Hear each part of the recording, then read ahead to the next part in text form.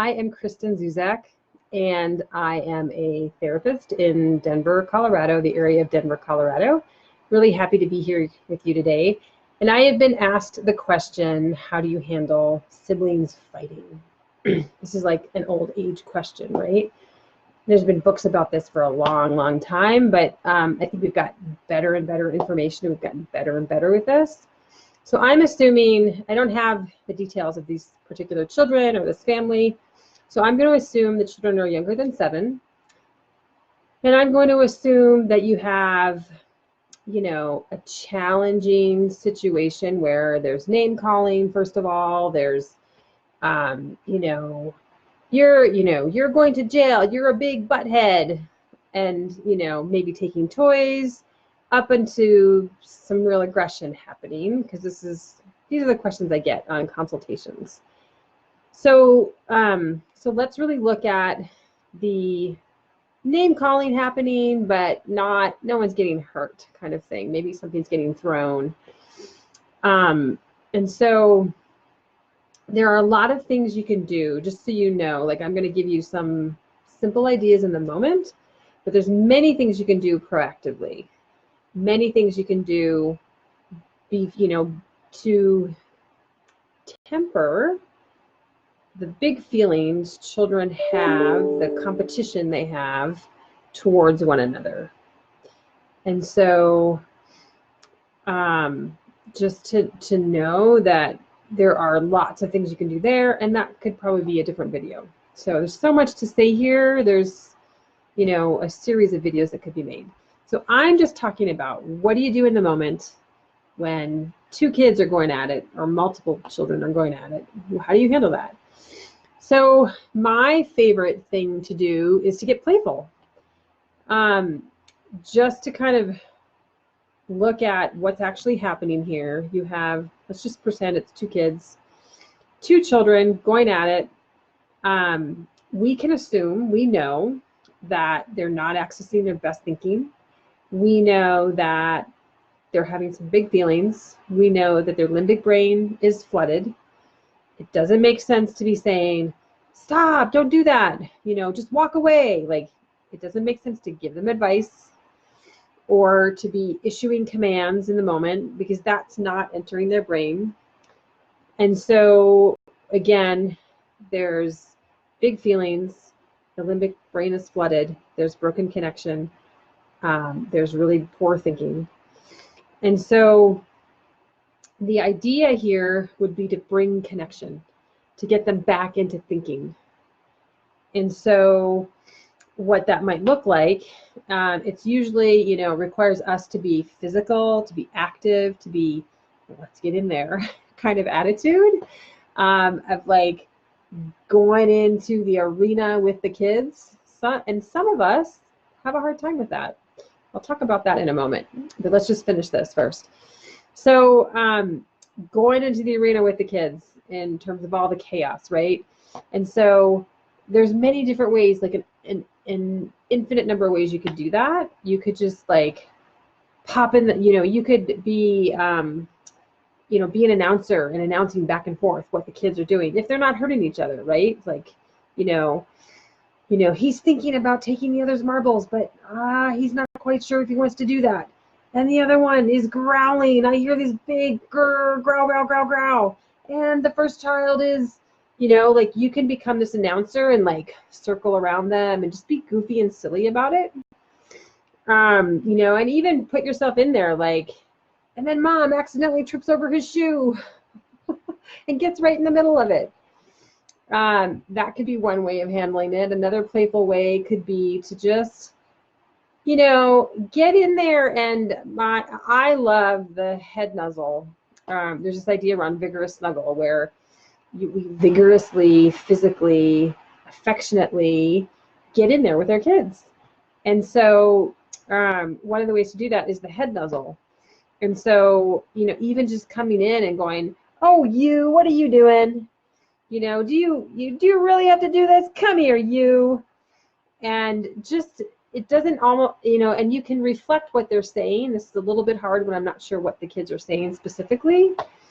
But you can, come up with some goofy idea. And that's what you really want to do, is have something goofy, outrageous, funny. You want to create laughter and physical connection.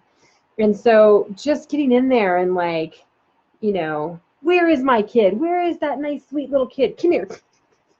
Maybe you're a little puppy. You're acting like a puppy and are you here? No, I don't smell you. I don't taste you. Where'd he go? What'd you do with him? Where did he go? You could be a little puppy. You could be, an inspector. You could be a pirate. You could have a British accent.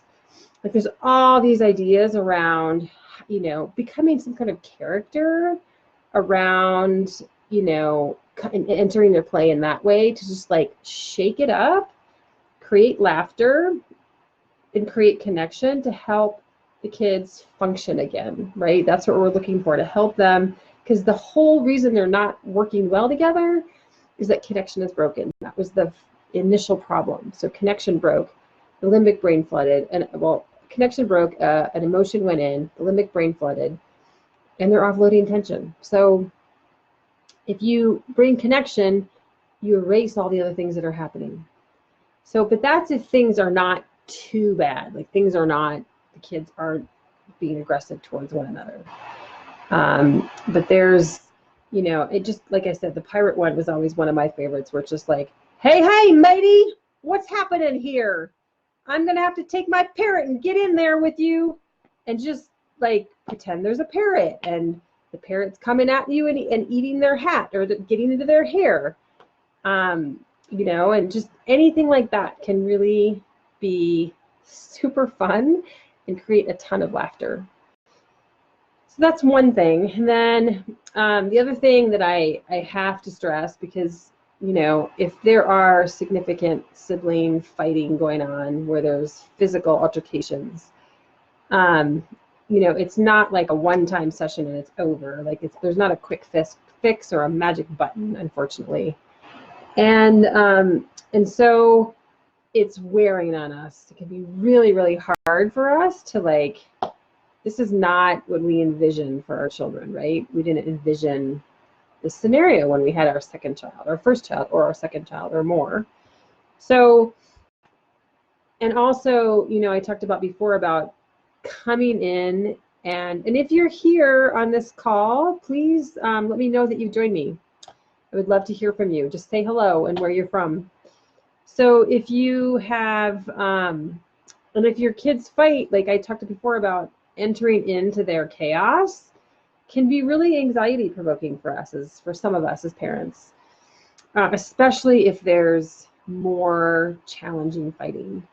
And so it's really important that we work on the big feelings that we have around our children not getting along, about the dream not happening, about just things not looking like you wanted them to look. And so in addition to, that's where we get listening time, where we have one person listen to us and then we take turns and we listen to them. And so that would be one direction to take your listening time. And usually around sibling issues, there's a ton of listening time that needs to be had, because they're intense and there's so much that we hold as parents regarding our siblings, regarding our children and their relationship. And so, and then their big feelings too. And so you want to, in listening time, to look at, what were the sibling relationships like when you were a child? What would happen when an injustice happens? How did people treat each other? How did mom or dad handle aggression in the family, or teasing in the family, or wrongdoings in the family? What were some of the things that people did to each other? Was there disrespect that was happening? There's usually a lot of things that we still hold on to as that didn't get a chance to be listened to, didn't get a chance to be healed from our own childhood. And what happens is that when we enter into a scenario where our children are fighting, those feelings get kicked up. those feelings come up again. And many times we're not realizing that that's what's happened, that they're feelings from the past. We think they're feelings from the present, and we're blaming our children for those feelings. And this is important because there's actually a lot of neuroscience behind that, which I'm not going to get into right now, but just to know that it's really hard to be aware of that. And it takes a lot of practice to kind of start to understand that, because it shows up as feelings without a memory, basically. The memory isn't accessible to us anymore. And so, yeah, it's just really important because when we enter into this conflict and we're already triggered, or we're getting triggered in the process, our thinking gets affected, gets limited, and we can't support our kids, right? We can't support them in resolving it, in creating connection, in offloading tension. Like, there's all these things that could happen. And when we're functioning at a low level, we just can't do it. And I think it's unrealistic to actually put that pressure on ourselves. And so getting listening time, I would also suggest getting listening time on what would you like to do when that sibling fight starts again? Like, here we go again. What would you like to do about it? Without any filter, without, we're just talking. We're not actually doing it. You're not creating a plan. But, like, I would like to run. I would like to walk out the door. I would like to yell. And go ahead and say the things you'd actually like to do. Yell in your listening time. Rage in your listening time. Like, that's okay to do because it's listening time. It's a safe container to do those things so that you're not infecting further the relationship between the siblings. And you really can support warm, connected relationships between your children. And we so want that. And you really can do that, but it really relies on us not bringing in an additional layer of gunk in our own history and our own disappointments around relationships and around conflict and not having support ourselves as children. And so all of that should be explored in listening partnership. And it's all good, juicy stuff. I know it's not fun, but it is super supportive, and it will make a difference in those relationships. And then the other thing that I wanted to talk about is if the siblings are like hurting each other, aggression has happened, they're latched onto each other, they're hurting each other, and so forth. And there's a couple different ways to handle that. You can handle it with intervening. Well, for sure you're going to have to intervene, but you can actually do it playfully too. So intervening, well, so first of all, one of your responsibilities as an adult is to keep everyone safe, right? Our children are relying on us to do that. And that helps sibling relationships too, knowing we can rely on the parent to keep us safe. So you really need to get your physical body in between the two kids, or three, however many you have, and not let anyone hurt each other. So that's the first step, is just get in between the kids. And typically, at least with my kids, what would happen is, he did this to me, and she did that to me. And like all of a sudden this big whole story comes up, right? Both are trying to say their same story at the same time. And I think it's important to know, like, as we enter that situation, we're not entering it to become judge and jury. We're entering it to create warm relationships and model warm relationships and model how that happens. Create empathy, like create an opportunity to develop the neural pathways for empathy, for warm relationships, for long-term relationships. And so entering into it, and truthfully, as a parent, I'm going to be the first to admit that 9 times out of 10, I never saw what happened. They're both wrong and they're both right. So like getting involved in the argument is really, really getting hooked into. They should have the opportunity to tell their story, but getting hooked into it and being put on this place of like, oh, I have to tell the person who's right and I have to tell the person who's wrong that they were right and they were wrong. is not a healthy place for us to go. It's sort of a dead end street. It's not going to help the relationship. It's going to create bad feelings, and it's going to create a scenario where your kids are always looking for right and wrong. And in truth, they're kids. In truth, they're trying to understand relationships. They're going to make huge mistakes. We still make huge mistakes as adults in our relationships, right? They're going to make lots and lots of mistakes, and it's okay. They're not wrong for making a mistake. They're not bad for making a mistake. So we need to allow for that.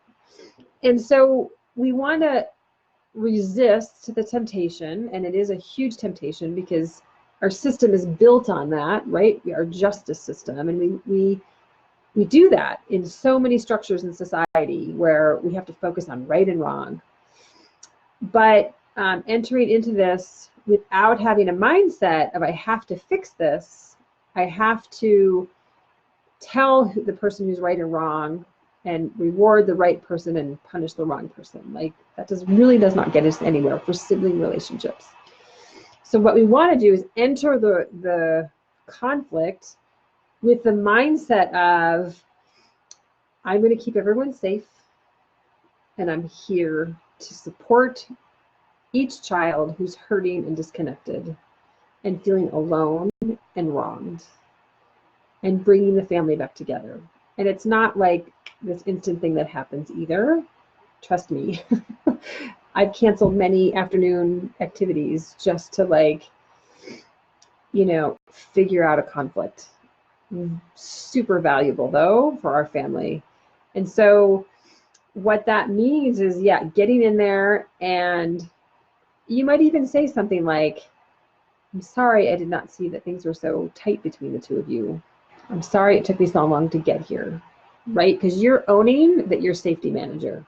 You're owning that things are supposed to be safe in your house, and they're not.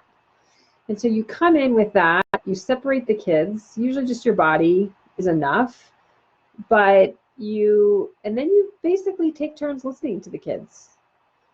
So I'm sorry, in my case anyway, my kids would just say the story. So I had to focus more on making sure they weren't talking at the same time. So I would just say something like, well, I'm going to listen to your sister first, and I'll be right with you. We're just going to take a moment, and then you'll have a turn.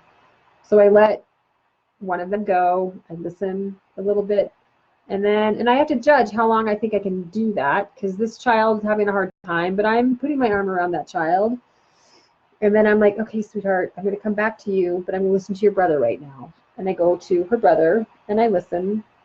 And if one of the kids says something like, he's such a jerk, or he's a poopy head, I will say something like, he's a good brother. He's trying his best.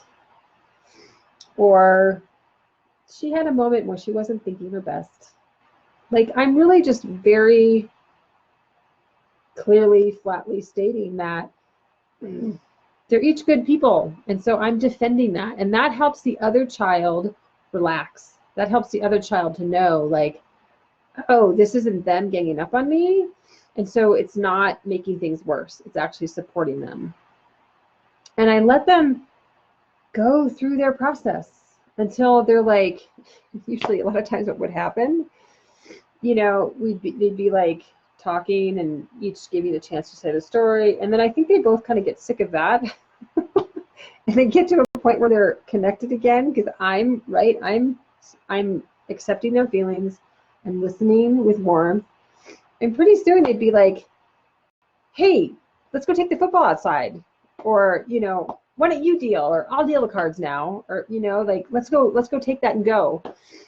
It would just be spontaneous and sudden, and off they would go. And so, and you could deal with, if there's any like apologies you think might be helpful later, it just kind of depends on what the altercation looked like.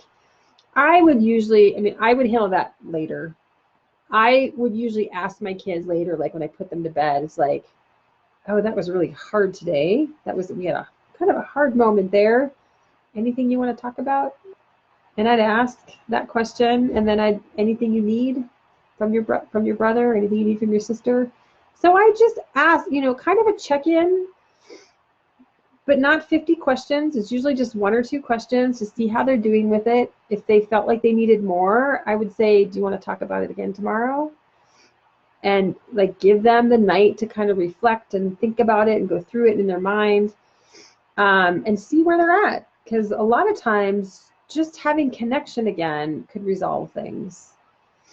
And so, yeah, and again, so I hope you can see too the importance of getting that listening time ahead of time, because that's an intense situation.